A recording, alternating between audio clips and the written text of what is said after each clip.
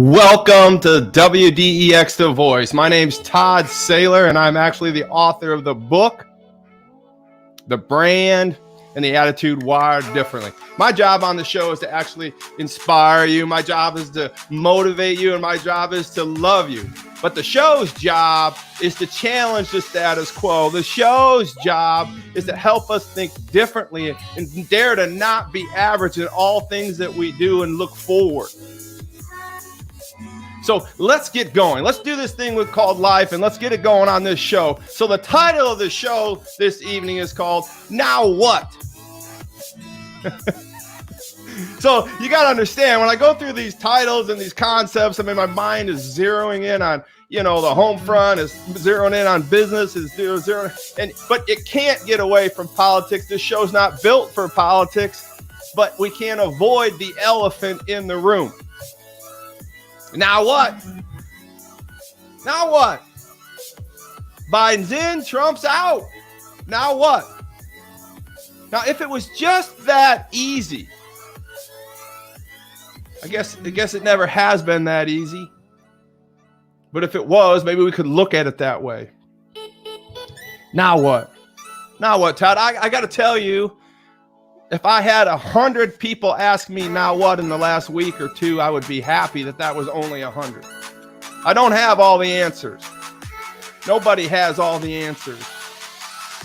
But I want you to understand there are answers, and we have to work through those things. So this show is really not about the answers of the political front. It's about you being leaders in your own world and in your own life. It's my job to inspire you. It's my job to motivate you. We've been through that, right? So let me talk to you. Now what? Now what? But before we get to the 7 completions of contest, see, this whole message was built around the 7 completions of contest. This whole idea of, man, my God, Trump, he blew it. The last 60 days were atrocious. Now, I know there's a lot of people saying it was before 60 days, and I get all that. This man did give his life in many regards and his fortune and gave up a lot of things. And this is not what we're here to debate tonight. We're here to talk about leadership. And if I'm a leader of people, men, women, children, if I'm a leader, and I have pronounced myself to be one over the last year with WDEX and Wired Differently and books and putting myself out there, I have to understand that there are people that think differently than me. I have to understand to get along with the world, to lead through the masses, to take 15 companies through these kind of waters. We have to think differently. I can't always be right. I wrote a little kind of op-ed, if you will, and Wired Differently to the Facebook, and I told some people a long story about, what happened to the day. I was judging people by these politicians, like, why can't they just ever admit they're wrong? Why can't they just ever say they're sorry? Why can't they ever just do this? Why can't they ever just do that? I yearn for that. And why don't they ever go back and say, I recant that? They just don't. But see, they're not just held to that high level. We're held to that level too, Todd. You're held to that level too, Todd. And I got it wrong on some things. And I've looked at things in precarious ways. And it doesn't mean I don't love my country. It doesn't mean I don't care for Mr. Donald Trump, the president of our United States. It did some amazing, wonderful things. It just means that as a leader, I couldn't sit back and watch at a minimum the last 60 days, even though, there's a strong acumen out there that there was some fraud and there were some things out there. We're not here to debate that either tonight. We're just here to talk about leaders and how leaders should run. And I can't say I'm aligned with Mr. Trump and not go back and say what I felt that's what's happening wrong. And I didn't do that over the last 3 years. I was just focused on the economic front and the things he was doing right. So I'm going to own this one right now. I'm going to ask you to forgive me. This one's on me. I got this. Athletes do it all the time. I mean, I remember playing in college. I watch TV. I watch the NBA. I watch football. When they make mistakes, and even in the heat of the battle, it's on me. Well, I'm challenging both sides of any contest to understand the rules of some type of engagement, of decency, of how to be a winner all the time, not only when it's in your best interest. Now, I know that I have a lot of friends that understand where I'm at with Mr. Trump. And we're going to break a little bit here because this is about leadership. And I want to be viewed as a leader of my friends and family. And if I only pound my chest when we're winning, I have put myself in default.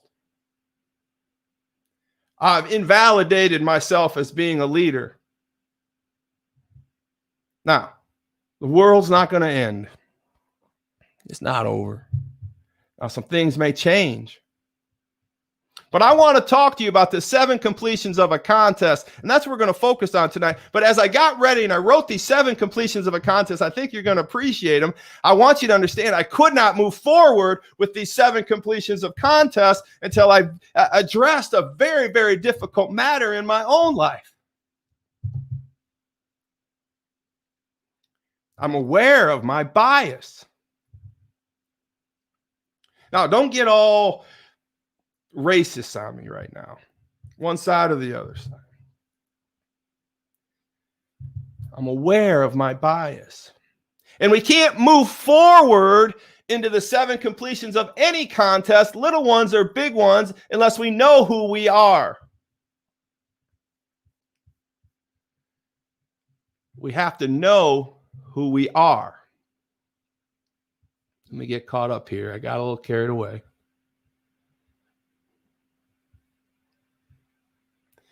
And I'm aware of my biases. So before we get to the 7 completions of a contest, I want to talk to you about my bias. I want to talk to you about the fact that probably we're all biased, but I can't ask you to not be biased. I can't ask you to be anything other than who you are. But if I'm going to lead you through any type of troubled waters, if you're going to listen to me and you're going to continue to send me messages on my messenger and DM me and all these things on the Facebook, and you know, I want to be open with you. I want to be honest with you. I want to encourage you. I do want to inspire you and I want to love you, but I can't take you down the wrong path. At least the way I see it. But you got big guy, big girl panties, you know, pull them up. You know, the last message we were talking about was be self-reliant. And all this news out here isn't making you self-reliant. It's confusing you. It's creating worry. It's creating strife. That's what the enemy wants. And the enemy isn't the left. And the enemy isn't the right. The enemy is Satan. I'm just going to say it. Evil powers. Call it what you want. The enemy is the dark. Pick a name. I don't care. That is the enemy. And so, hey, if I want to take you through these 7 things, I got to come up with you. I got to say, it's on me. I didn't tell you when Trump was wrong. I only told you when he was right. So it's on me. I didn't tell you that he was a real jerk. It's on me. I didn't tell you all this thing. I only told you about the good things he did, the economic things that he did, the only good things, the China things, the immigration things, the things I felt that were good from an economic perspective and a world perspective. So it's on me. So I'm asking forgiveness right now for not doing both sides, but I need to challenge you all to do the same. But so I need to tell you, though, most importantly, how you need to understand your own bias. You see, I cannot stand the Green Bay Packers. I cannot stand the Chicago Bears. I mean, the Bears are the worst. I'm a Detroit Lions fan, you see, and I'm biased against the Bears. I don't like them. I like the Lions, and I don't like the way they beat our ass all the time. Well, everybody, frankly, beats our ass in the Lions. So if you really want to know, I have a good understanding of losing, right? I got 40-some years of supporting the Detroit Lions. Can I get you an amen or something on that? I need some love, some hearts, or some likes or something. Because, listen, I am conditioned for this, right? I am in a position to understand the condition of success or failure, and I think we need to talk about it right now. So, hey, let me just go right back to the very point. I'm biased, and I'm not going to hide behind the bias of the Bears and Lions. I'm going to give you some real meat. Because, hey, if I don't give you real meat, nobody's going to give you meat. And if I really want some meat from somebody else out there that needs to come to the middle or come to some fruition with me, I need some meat from them. And I'm going to tell you that growing up, I never met a black person until the time I was 17 or 18 years old in high school.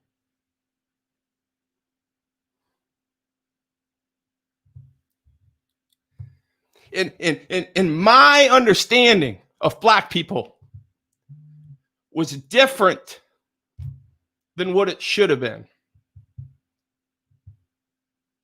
Matter of fact, my understanding of black people, it was indifferent in many, many regards. We didn't grow up in a family that was hating black people. It was just times of the 60s and the 70s, and there was a lot going on. But the things that were put in my head as a child through the I guess the whiteness of the environment that I lived in, precluding me from seeing both sides of the equation.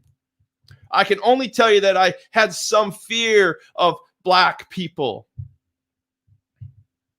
And when I heard certain people talk about black people, it wasn't always good. We didn't talk about black people much, but when we listened to things as we were kids, we listened to, I don't know, Richard Pryor, and we listened to things. Our whole world was just differently in that regard. As a 10 and 11-year-old boy, you don't pick your environment. And I want you to know, when I'm talking about myself right now, I want you to be thinking about yourself, because I'm going out there.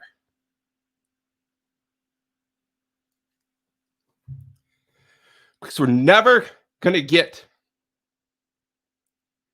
to the 7 completions of a contest until you know who you are. I'm going to tell you a little story. Had nothing to do with me, had nothing to do with my parents. It had everything to do with the environment.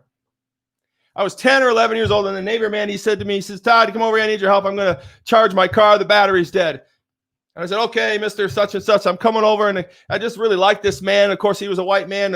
I just told you in the environment. And we got there, and we were doing this and we were doing that. And he said, "Okay, now listen, when you charge a car, you never charge the car wrong, or the engine could blow up." I said, "Yes, sir, I know. I'll do. You just tell me what to do." He says, "Well, listen, when you take the black piece, the jumper cable, and the red jumper cable, don't touch them together. You put the red on the red, and you put the black on the black, right? And if you just screw that up, you're going to blow the car up, and you're going to get hurt. You might get killed. So listen, I want you to remember this. Remember this. Remember this. Before I start this car, red is positive and black is negative. Remember, negative is N-word. Remember, N-word is negative. It's happened.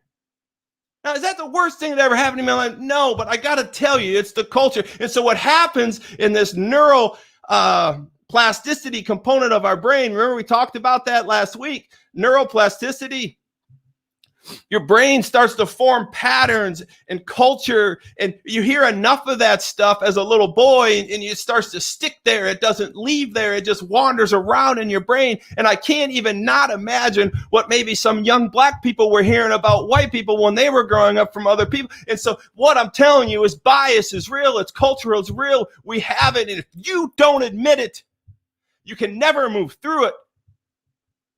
This neuroplasticity of our brain is not always a blessing. The neuroplasticity of our brain can be a curse as well. You see, the curse, the neuroplasticity, the brain, the subconscious of your brain harbors good things, and it also harbors bad things. It doesn't know the difference.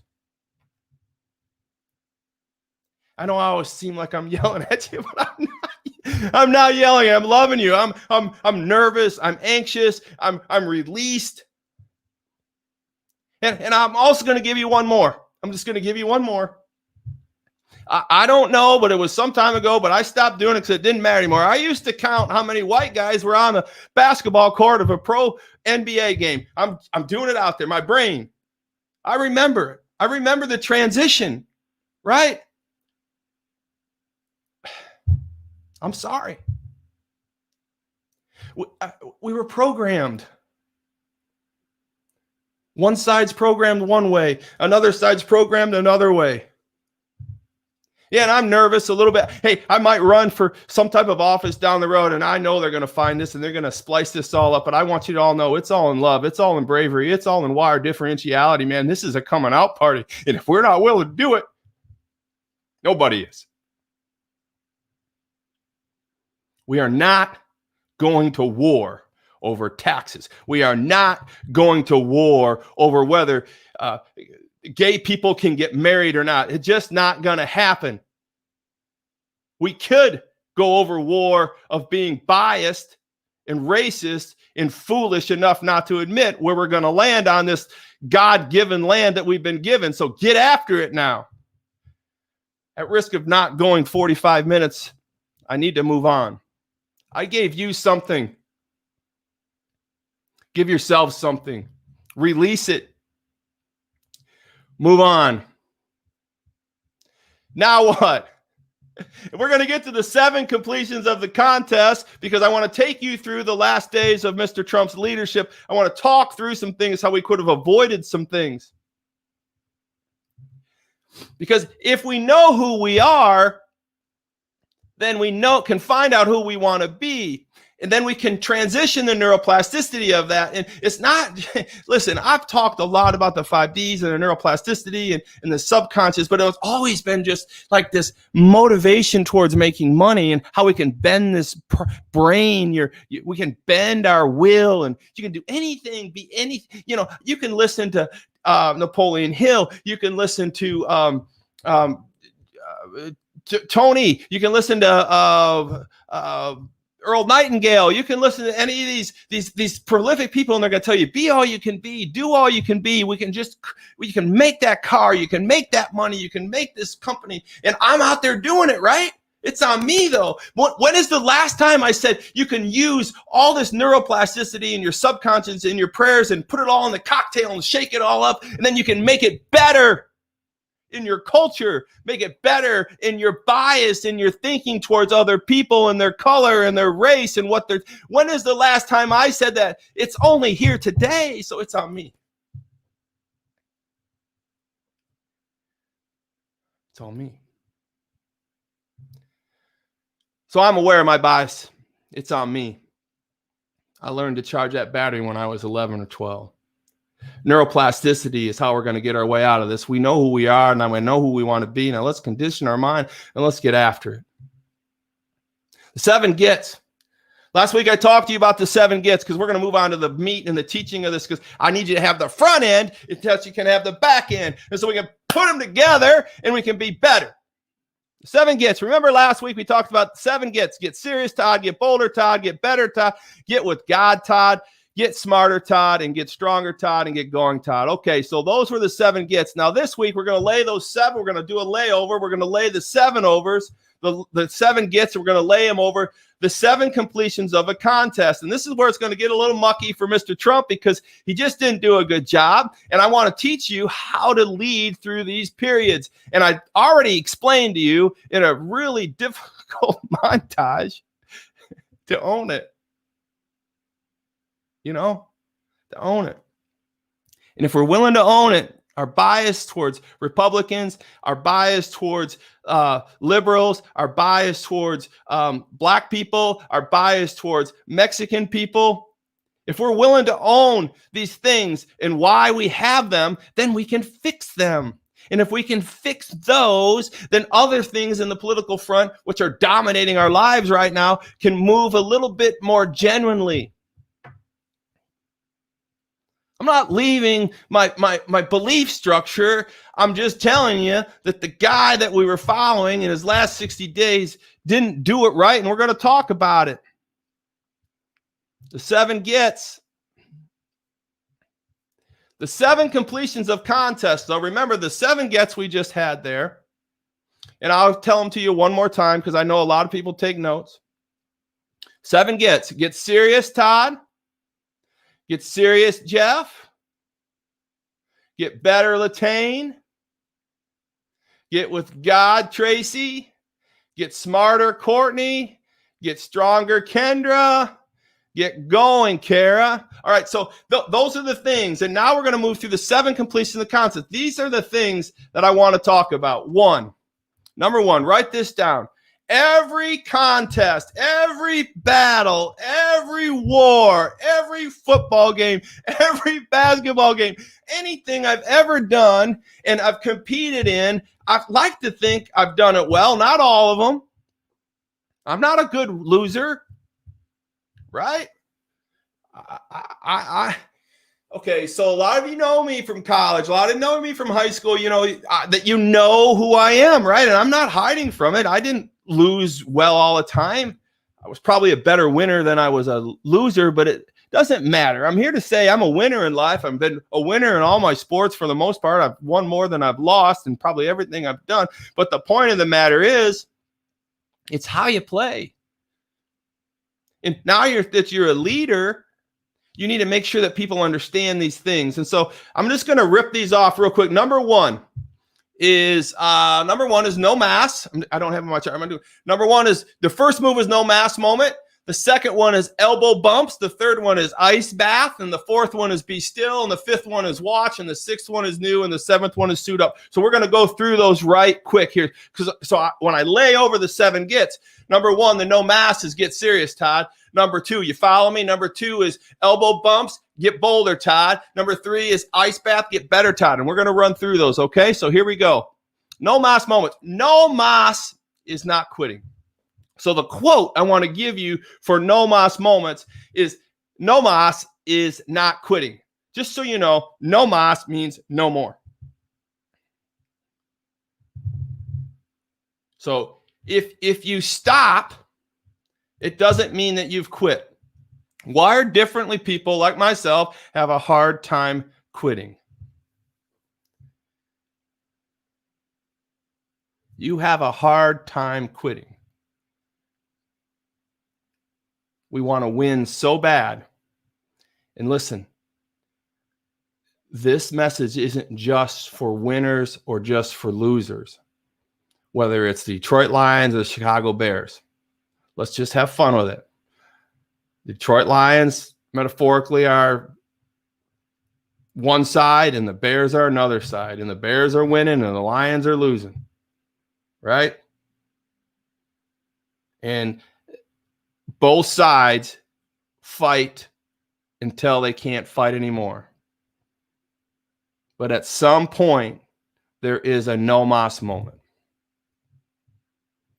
So when the game is over, the game is over, Mr. Trump. When the game is over, Mr. Bear, it's over. When the game is over, Detroit Lions, it's over. Clear understanding of the ending and the role of the ending. Get serious. At the end of any confrontation or contest, it's time to get serious because you've got to go back into battle. How we end the battle is imperative, right? So we need to get serious at the end of a battle. We just lost, if you're a Republican, we just lost the election. And we need to understand our roles. Listen, we don't want to lose, but while we're losing, we don't want to throw out every good senator that we had up there stumping for us. We don't want to throw out every ally we had on the Democratic Party that we were working for the last 4 years. We don't want to throw out all of our good followers that have been following lock and step and knowing that a good leadership moment should be and how it's done. We don't want to put in jeopardy all of the donors. And I mean, think about it. If you're a football team and you blow it, you don't want to fly it into the wall unless it's to death. And we're not to death. It's not there. 2, the elbow bump. After the game is ended, after it's over, after you've decided that there's a clear winner, which, listen, it's over. Congress and the Senate have spoke. An uprising is not the answer.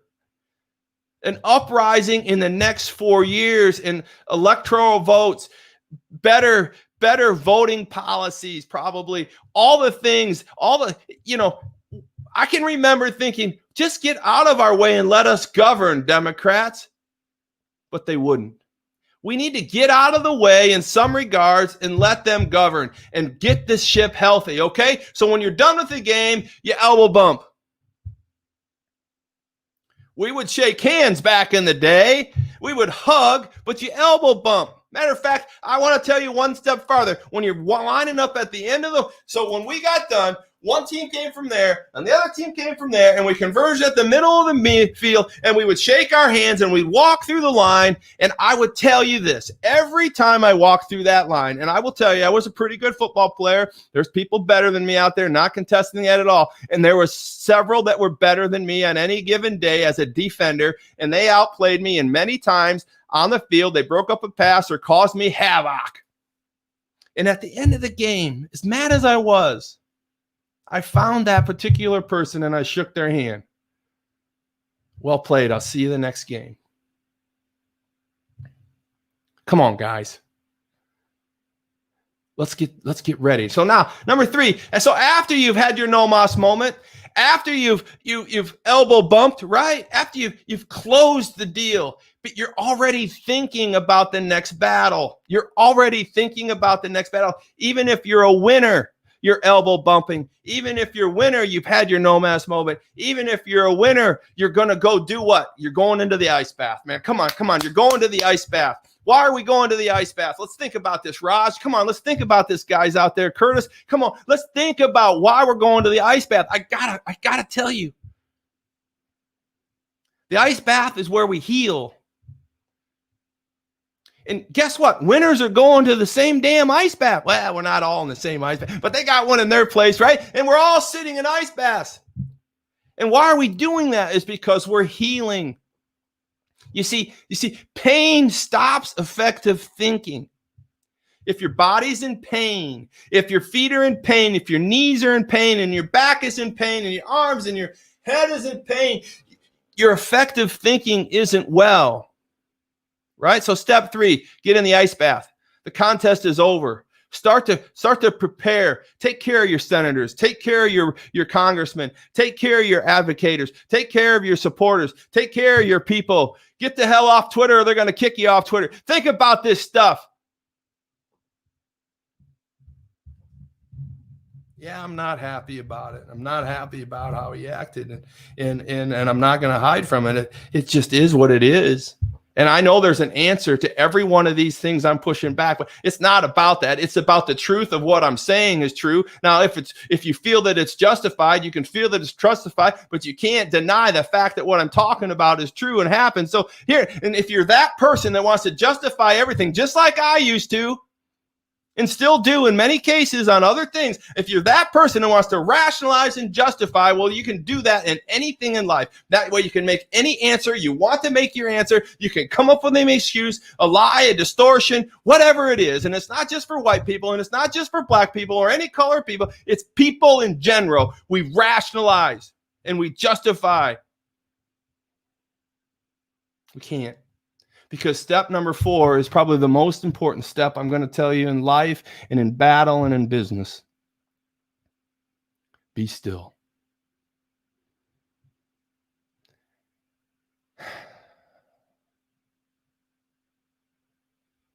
It's time to be still.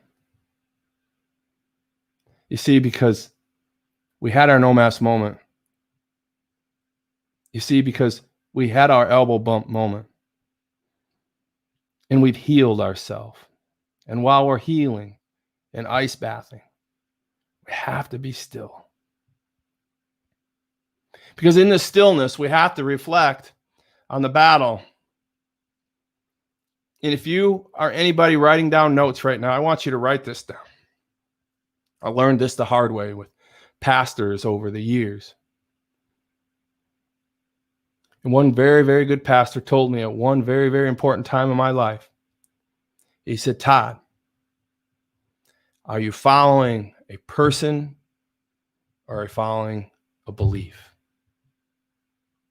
Are you following a pastor or are you following God? And he went on to say that people, Todd, will always let you down.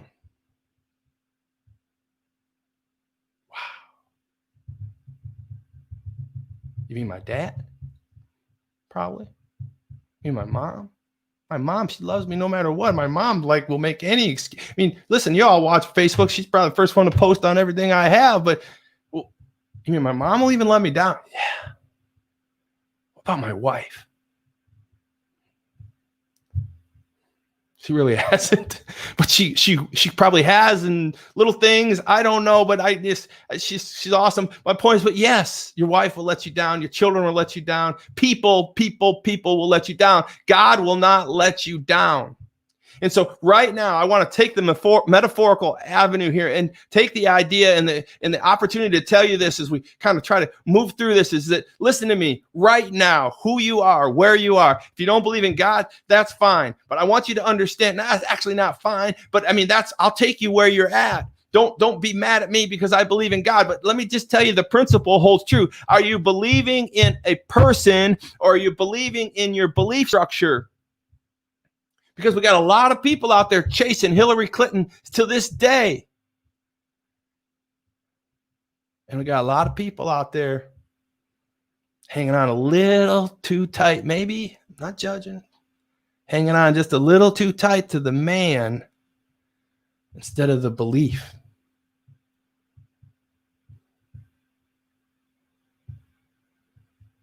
So, what is it? Is it the person? Or is it the belief? This whole message is about number 4. So let's move on to number 5, because number 5, it heats up a little bit, because now that we've ended the game and we've elbow bumped and we healed up, and now we've decided our purpose is still good and our belief is still good, and we know who we're following, and we've got it in general. We now got to watch the game film, man. Let's get in there. We got to watch the game film. I mean, come on now. Listen, we would watch game films for hours. I mean, I got a good friend out there named Carlos. Carlos, if you're out there, it's a great guy. He played for the Patriots. He's just Carlos Yancey. Look him up. Google him. He was a badass. I love him. I met him in softball, and I know he's a friend of mine. But tell me, Carlos, how many game films you watched? You would watch, in college, we would watch immediately the game that we just played, and then we would study the opponent for hours. The hours. So here's the quote. Here's the quote. Watch the game film. How bad do you want it? Then don't be reckless. Be precisely purposeful. And my quote with be still was, are you following a person or a belief? And with this, I want you to understand, if you do really want it that bad, I get a lot of phone calls, I get a lot of text messages, I get a lot of messages, and I'm encouraging all of you to be smart and be well and be safe. And you can go back and look what I said to you on the FB. But here's the thing. If you're that serious about it, watch the game films. Study up on it. How can we do better? Then don't be reckless and precise. Let's be purposeful about what we want to do. So study. Study you. Study your bias, study their bias, study others. And here's the big thing in football. We study tendencies. So if your opponent is the Republicans, study their tendencies. If your opponent is politically the Democratic belief structure, study their tendencies. If it's the Chicago Bears, I'll study their tendencies if I could understand those rascal Bears like John Brad Sakis. But they're wily. They don't make any sense. But that's another point, another day. I really, really, really want you to watch game film, and I want you to get stronger. I want you to get smarter. With the 7 gets, here's how they lay over right there. Now, number 6, here we go. Change it. I need you to change it. Number 6. Come on now. We ended the game. We bumped elbows. We got healed. We were still, and we fine-tuned our purpose. We watched the game films. We know what we did wrong. We know what they did wrong. This is any contest in life, my friends. Number 6. Now we got to change it. You got to change you. You got to change your offense. You got to change your defense. We would never come out the next week with the same offense. We would never come out the next week with the same defense. We would never come out with the same personnel. You know. Matter of fact, I remember a game, it broke my heart. It wasn't the fastest tight end or the fastest split end in the league when we needed to win a touchdown play, and we needed a guy that was really, really fast because we were out of time and had to go 80 yards. Man, I wanted that ball so bad, man. Hurt me. But they brought in new personnel because they could run the 40 and 4.4, and I was a 4.8 at best, 4.7 at best. So you change personnel, you do things differently. You don't just go off the rails. And last but not least, I want you to suit up again. It's pretty simple. Stop complaining. Stop blaming. Stop shaming. I want you to own it and zone it. So we've covered a lot this evening. And in conclusion, I want to review these things, and I want you to take some of this with you. And I want you to understand that before you can ever attempt the 7 completions of a contest effectively, you need to know who you are. It's on me. Know who you want to be. Know who you are. See, you can't be who you want to be if you don't know who you are. The whole bias thing fits in there, and we all understand that. And I know that you're thinking to yourself one thing or another, and I know that you have biased thoughts. I know you have biased thoughts if you're a white person. I know you have biased thoughts if you're a black person. I know you have biased thoughts if you're a Republican. I know you have biased thoughts if you're a Democrat. I know you have biased thoughts if you are a human being. If you're walking and breathing on this earth at all, you have bias in you, and quit faking that you don't have it. Please join with me in understanding that bias is natural. Bias happens without we're often even understanding why it's happening. But we're old enough now to understand that, and to make clear judgment, we need to deal with bias first. As leaders and as human beings, we all need to be willing to execute the 7 completions of a contest while being aware of our bias. So here we go. I'm going to end this, and I appreciate everything tonight. And I know this was hard. I know it's a hard time. So 1, the 7 completions of a contest. 1, we have a no mas moment. 2, we have the elbow bump. 3, we have the ice bath. 4, we need to be still. Are you following a person or are following a belief? And 5, I want you to watch the game film and study others. And 6, I want a new offense, a new defense. I want a new strategy. I want a new plan, a new power, a new mindset. Listen, if you immediately create a plan, you will immediately feel better. I got another quote. Listen, you are the exclusive common denominator of you. I forgot that one, and I want you to understand that. In closing, you are the exclusive denominator of you. The point of the matter is that you can only control you. You can only control the way you think. You can only be who you want to be, and you can only understand who you are so you can become who you want to be through this neuroplasticity. And I'm challenging to change your bias. If you know your bias is wrong, then change it, and you can do it, but it doesn't happen overnight. Just don't wake up and say, I don't see color. If I hear that another time from another human being that I know that doesn't even understand what they're talking about, because it doesn't happen overnight from a 75-year-old person or a 60 or anybody that's been through the times, you have to purposely condition your bias. You have to work at it. In closing, I want to inspire you, I want to motivate you, and I want to love you. So I'm done with this broadcast, and I appreciate the opportunity to speak with you. And I know you can do this thing called life. I'm super excited about it. And this is my no mas moment. I'm done with this show. And I'm going to give you the elbow bump right now, and we're going to move on to higher grounds.